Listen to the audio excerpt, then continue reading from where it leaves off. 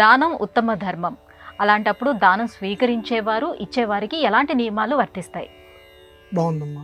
దీనికి అగస్త్యుడు అనేటువంటి మహానుభావుడు, వింధ్య పర్వతాన్ని నిరోధించినటువంటి వాడు, సముద్రం మొత్తాన్ని తాగినటువంటి వాడు, తక్కువవాడు కాదమ్మా అగస్త్యుడు. అటువంటి వాడు చెప్పాడు. లోపాముద్ర అని చెప్పి అగస్త్యుని యొక్క భార్య, అంటే లోకం కోసం, వినోదం కోసం ఆవిడ ఒక మాట అడిగిందట. వాళ్ళ కోసం కాదు, లోకంలో మనకి హితోపదేశం చేయటం కోసం.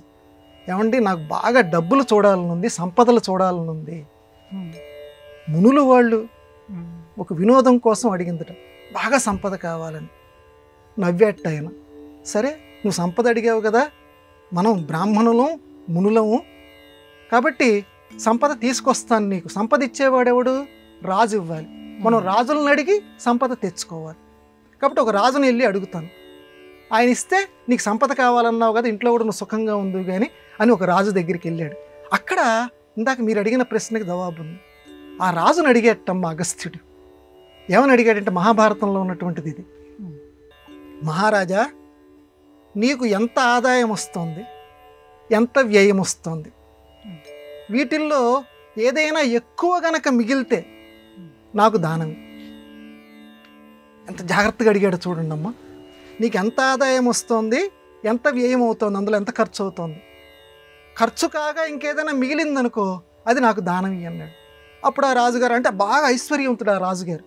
ఆ రాజుగారు పాపం ఆ కోశాధికారిని వీళ్ళని పిలిపించాడు, లెక్కలు చూడమన్నాడు. చూస్తే ఎంత ఆదాయం వస్తుందో ఖర్చు కూడా అంతే అయిపోతుంది, ఏం మిగలటల్లా.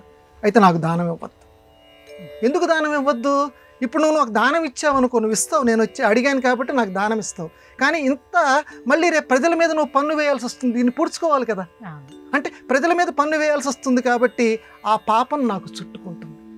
కాబట్టి నీకు మిగిలితేనే నాకు దానం చేయి అని ప్రతి రాజు దగ్గరికి వెళ్ళి అడిగట. ఆ రోజుల్లో ఉన్నటువంటి ప్రతి రాజు దగ్గరికి వెళితే ప్రతి వాళ్ళు కూడా ఇదే మాట చెప్పారట.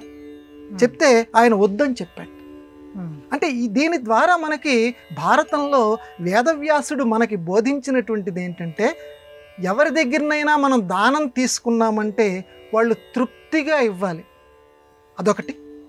ఇంకొకటి, దానం ఇస్తున్నటువంటిది ఒక అధికారి దగ్గరికి వెళ్ళామనుకోండి, ఆ అధికారి ఇస్తున్నాడంటే మనకి దానం ఇవ్వటం వల్ల లోటు కనుక ఏర్పడితే ఆ లోటు ప్రజల వైపు మళ్ళీ పన్నుల వైపు వెళ్ళిపోతుంది.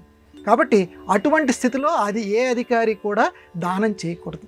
ఒక్కసారి మన ప్రజాస్వామ్య దేశాలలో, అంటే మన భారతం అమ్మ, తత్వజ్ఞులు ధర్మశాస్త్రం అని మహాభారతానికి ఒక మాట చెప్పారు.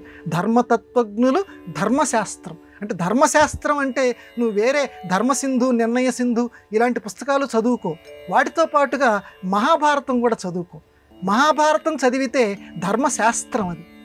అంటే ఒక అధికారి అనేటువంటి వాడు, దానం ఇచ్చేటువంటి వాడు ఎలా ప్రవర్తించాలి, దానం తీసుకునేటువంటి వాడు ఎలా ప్రవర్తించాలి, మహాభారతంలో చెప్పాడు. కాబట్టి దానం ఇచ్చేవాడు కూడా మిగిలితేనే ఇవ్వాలి, ఎందుకంటే ప్రజల మీద పన్నులు వేయకూడదు, అది బాగా గుర్తుపెట్టుకోవాలి. అలాగే దానం తీసుకునేవాడు కూడా వాడి దగ్గర లేనిది పీడించి తీసుకోకూడదు.